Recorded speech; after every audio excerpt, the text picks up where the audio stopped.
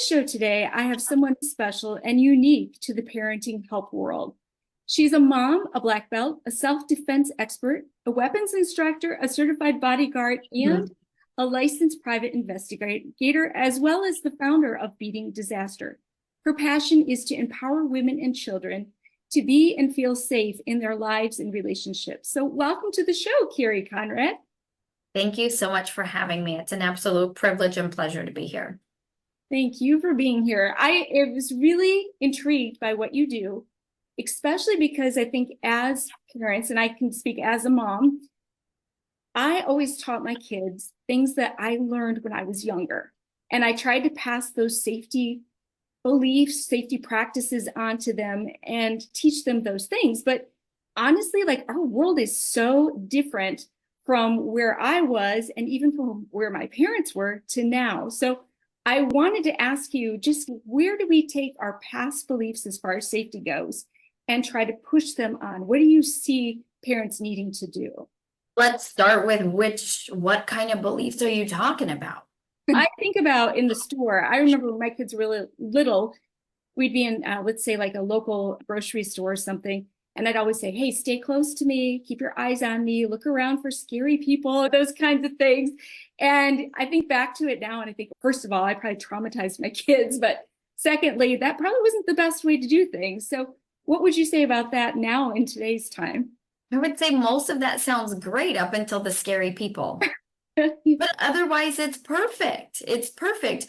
But the thing is, while we want our kids to look around, we can teach them to look around without scaring the tar out of them. Like we don't need to contribute to anxiety. We don't need to contribute to terror. We don't need to contribute to nightmares. Like there's enough in the world that will do that for us. We can just focus on, I choose to focus on where we have power. I choose to focus on where there is safety, where we feel secure, where things work out, who I can trust.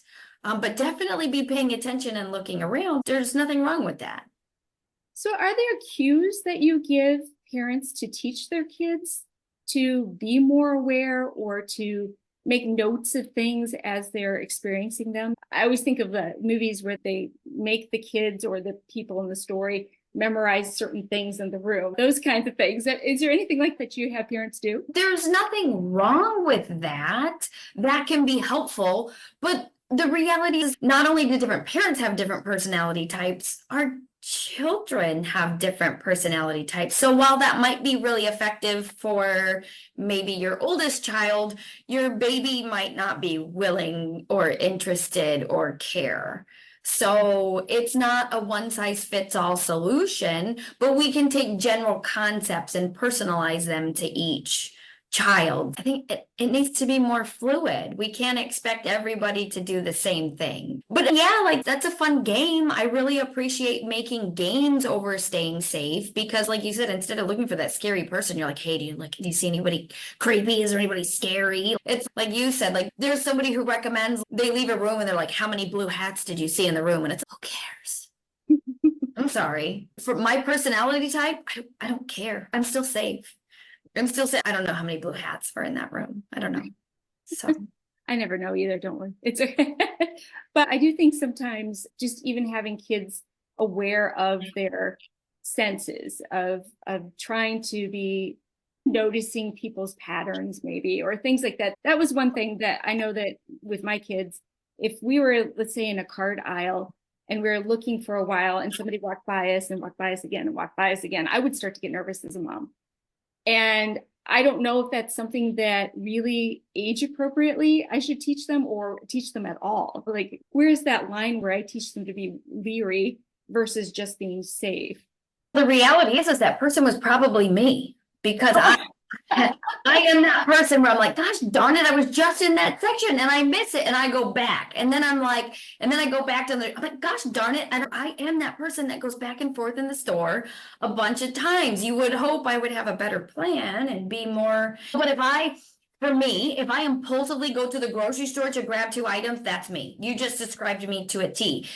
Does that mean your kids are unsafe? Absolutely not. It means I went to the grocery store without a plan and I'm multitasking and my head is somewhere else. and I got to go back to the produce again. So that's why focusing on something so specific like that, could it be helpful? Yes, it could. Is it always right? No, it's not. Before we were recording, we were talking about lids on boxes. And that's one of these areas. If you tell a person to focus on something specific, then if it doesn't fit this specific scenario, it doesn't count. And that's how we end up not correctly identifying danger or knowing when to do something about it. And it's a really big deal. So we don't want to be focusing on specific stuff like that. We want to create what we call a safety plan, which try to explain this stuff like on a podcast correctly, because there's so much to it. Yes, it's simple, but like we talked about before, the details that fit into this framework can look very different for different families and different children within those families. But so there's a framework that we live by that keeps it open so that we're not getting fixated on details that may or may not be appropriate or effective. Here's maybe a scenario for you. Okay. And this is my daughter. I'm going to put her out there. She'll probably be mad at me, but it's okay. So she parked in a parking lot. She went to the track, she ran, she came back, and a gentleman had parked her in. She was the only car in the whole parking lot, but he parked in front of her bumper and was in his car waiting. And when she came home, she was retelling us the story. And I said, did you see him pull up? Did you see this? Did you see that? When I was on the track, Mom, I was running. When she decided to go to her car, she had her phone, she got on her phone, and she had a plan of action, but he was in the car. She got into her car and she peeled out and took off and luckily was safe. But there's so many variables within that one episode, that one event that could have gone poorly in so many different ways. And I, as a parent, have been racking my brain, like, how could I have had her respond differently had that not worked out? Or how do I protect her more so that doesn't become something that happens again? Now, I will say she doesn't go there anymore, but beyond that, those are some of the things that kind of parents run into, or situational things like that too. So what would you suggest? I would suggest investing in something that makes you feel like you have more power, both for you and your daughter, because like you said, you've been racking your brain. How many times have you ran that through your head? How many times have you obsessed on that? Your daughter's safe. Mm-hmm. Nothing happened. Don't get me wrong, like it's an opportunity to reassess our safety plan. It's an opportunity to reassess where we feel insecure, where we feel like we're lacking, and to go invest in those. But how much of your life have you spent playing over a scenario where, to be frank, nothing went wrong? Like she's went home and slept in her bed safely. She didn't accrue trauma. She doesn't need a new therapist. Like I said, it's an opportunity to take action, but it's also an opportunity to look at how much time the average mom, it's not just you, how much time the average mom spends playing it over and over and over and worrying about our powerlessness and all that we can. You could be reading a book, you could be taking a bubble bath, there's things that you could be doing. What mom isn't exhausted? What mom doesn't have more to do than they have time to do? Think of what you could have done with that time instead. And by investing in the solution, by investing in empowerment, by investing in like having a working plan with your daughter, a moment like that could be an opportunity of celebration and empowerment. Look, you can handle yourself. You got out of that just fine. Let's go. What can we do so that you feel better about that? Would you like to take a self-defense class? Would you like to carry a tool that helps you feel more prepared and more safe? Look, you made it home safe. Look at you.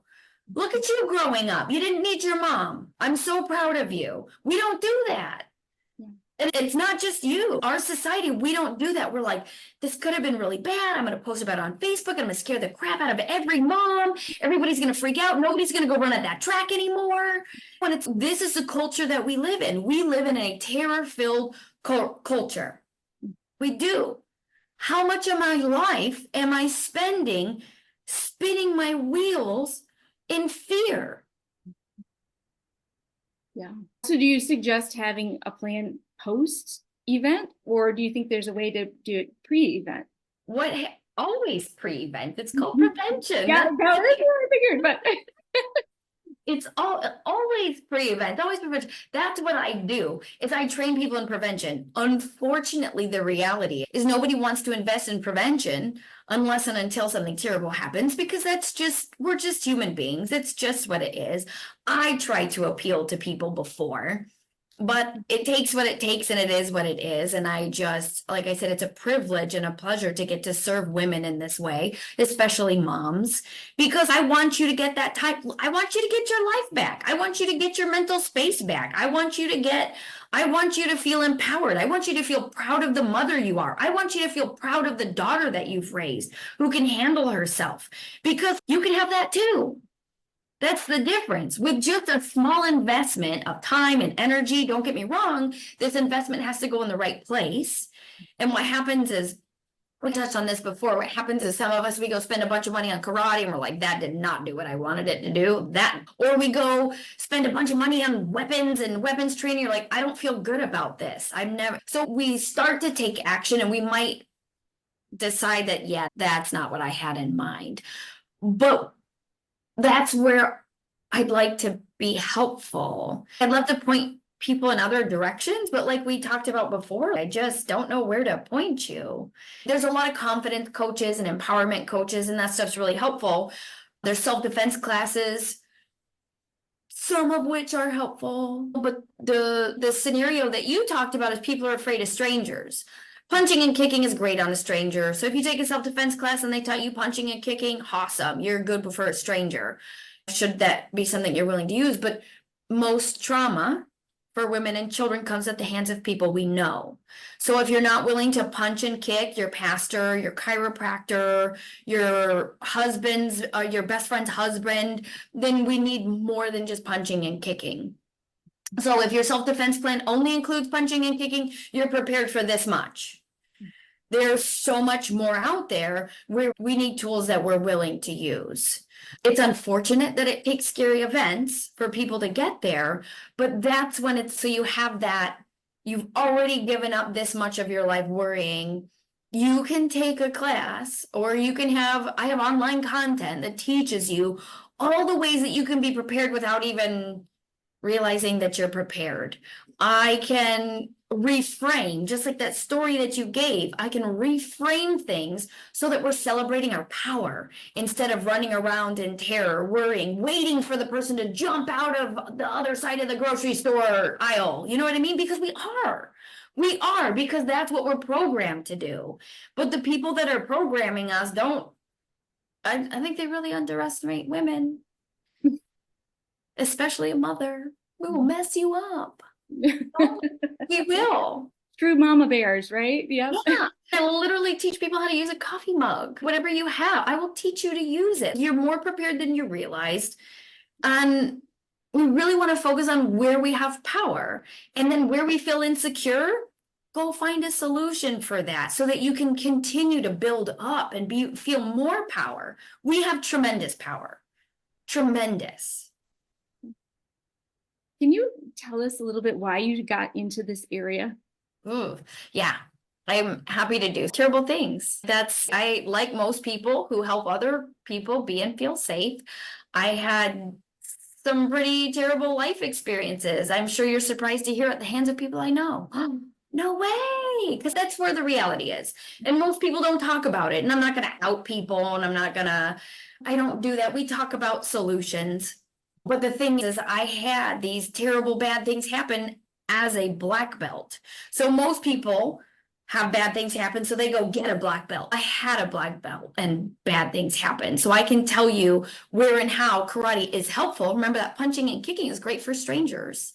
But if you're not willing to punch and kick your teacher or an authority figure or somebody who's giving you your paycheck, that's where the problem lies. This might be a bit much for a podcast, but I guess this is what it is. We choose to let people hurt us because it's the best option we have. It's the best option. It's in our best interest to let people hurt us because the alternative is not, we lose our livelihood, we lose our jobs, the education's down the drain, you're looking at legal issues, it's their word against mine. It's the easier, softer way to just suck it up. And it's terrible. My goal in life is to make sure that every woman has tons and tons of options. I want children and women to have options. You have so many options, so that your best option isn't to let somebody hurt you. Yeah. No, oh gosh, your story, there's so many people who would feel exactly what you're talking about too, because I think you're right. It's so much easier just to fold than to go to the next thing. I think people worry about, what if so-and-so finds out I did that? Or what if I get in trouble for doing this? Whatever the trouble means, adult-wise or kid-wise. And so that's really a different kind of mindset than probably most people come to you with. They have the mindset of, I'm going to get in trouble. I shouldn't fight back. I shouldn't do these things unless they've had the experience where they have gotten injured or they've experienced some sort of trauma. Throughout the content that I have online and plus in my classes and how I work with people, it's constantly about asking questions because I want to find out where you have power, because it might be news to you. It's not news to me. We all have tremendous power. We just need to find it and dust it off. And again, like I said, I was like, oh, on a podcast, here we go. Finding out, we're talking about working through a lot of terrible like trauma and stuff, but finding out that it's, wow, I did choose to let that happen because it was the best choice. That is empowering. It also sucks because we can be a victim, but victims don't have any power. It's okay. And I want to clarify, because I don't know who's going to listen to this. It's okay to be a victim. I was a victim for a lot of my life, but I needed to be. I was victimized. I was. But at some point in time, after I've played that out and I don't want that anymore, I can't take it anymore. It's not serving me anymore. There are more choices. And I found more choices, and I get to empower people with more choices. Like I said, choices. I'm not here to tell you how to live. I'm not here to tell you what's right and wrong. I'm not here to tell you what's acceptable and unacceptable to you. I'm here to ask questions to help you find where you're at and what you need to be empowered moving forward, so that you can be proud of yourself, so that you can move on, so that you can prove to yourself that you're actually, and I hope it's okay to say this on your podcast, but you're actually a badass. I have never met a woman who was not a badass in some way, shape, or form. It's in there somewhere, but it's hard. Some of us can't find it because we've just experienced too much. And yeah, it's terrible when it happens at the hands of strangers. And I don't really believe in the comparison game. It's a different kind of terrible when it happens at the hands of people. So people are like, self-defense, let's talk about punching and kicking. You'd be like, oh, I bring a little more reality to the table than that. So it can be heavy. But that's why if you go on the website, if you watch any, like I have a group where you can join. I go live every Wednesday with tips and tools on prevention. Hooray for prevention. You might care now, So the prevention, you'll see there's a lot of humor. It's lighthearted. It's empowering. We don't focus on the dark and the scary and the heavy like we talked about here. It's so heavy.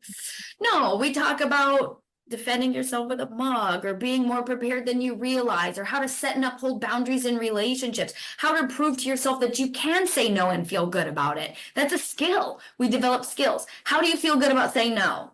It's not the first time you say no, I promise you that. You got to say no a lot of different times in a lot of different ways before you start to feel good about it. Like you have to have experience, trial and error. Who says no? If you don't, if you want to be able to say no. That's something that people look for, whether they know you or they don't know you. People look for people who can't say no. Yeah.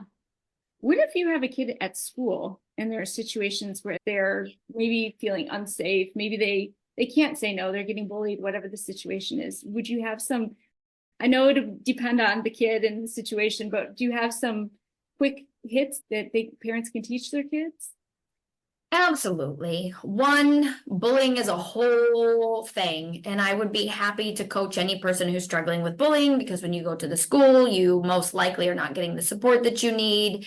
If you live in the United States, it's a huge issue, and there's very few schools who are doing well. On that note, some quick things that we can do today, right now, I'll share a link, and there's a bunch of kids' books on my website. And these books are to help empower our children making decisions about values and boundaries and creating a safety plan so that they can be empowered and find their power in their real life experiences. We don't pretend that life doesn't happen. I can't tell you that the predators are going to disappear and world peace and all of that. Of course, everybody hopes for that.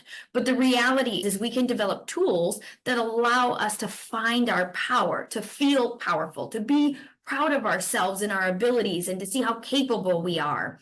Because you can absolutely be safe in an unsafe situation with the right skill set. That's all we want to develop skills. We just want to develop skills. So there's a bunch of kids books, ideal for kids 8 and under. You can start at 2. I started 2 with kids, even earlier, if we're being real. Like the conversations really start around 2. That's when you can start to ask questions. And like I said, it's a lot about asking questions. It's a lot about asking the right questions. What do you ask a 2-year-old? I'm curious. It depends on the book. It depends on their response. So there's these books, right? I have a whole bunch of books that I use with my kids, which is why that's how that came about. And then my friends were like, hey, your kids have skills. Will you teach my kids? And then the next thing you know, I'm being paid to teach groups. And then today I teach moms. I teach moms how to teach their kids, because you're going to follow through. Whereas me, I'm going to spend 5 sessions with your kids, and they're going to have skills that mom's probably not so hot at. So it creates a little conflict. So mom can be learning these skills with her kids too, on where are your values, when to say no, how to uphold boundaries, when to walk away, when to get help, these are things that we discover. It's a journey. It's a journey. So you've got the books. There's a guide that you can buy that will give you those questions on like how to navigate that with your kids, so that you are asking. And it's how to read the books with your kids, because if we're talking at our kids, we don't know what they know. We don't know what they're retaining. We don't know what they understand. It's about the questions that we ask, so we can find out where our kids are, so we can help them work their way towards a perspective of reality that helps them to be safe, so that we know that they're making safe choices. Again, if I tell my kids what to do, I don't know about that. I don't know how that's going to work out. But if I ask them, what would you do in this scenario? And I hear what they say, just since this is on video, the wrong answer is, oh dear God, don't say that. It might shock you and it might be terrible, but don't. Poker face. If you've ever played, you want a poker face, just listen to them and ask more questions to help them consider more things that your kids just never considered, because they're children and they lack life experience. That's a huge thing, isn't it? The experiences. If they don't, yeah. Okay, can I ask you one self-defense question? Sure. All right, most of us as moms carry our phones or our purse.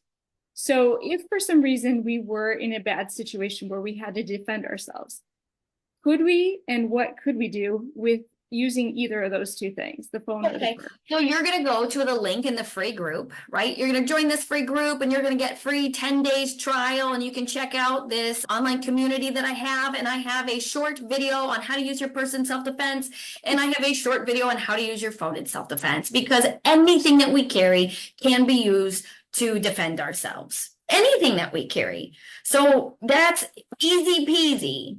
Easy peasy. And it's more than just that. There's a section on just random items, and then there's reviews on stuff that's marketed to moms, because we're scared.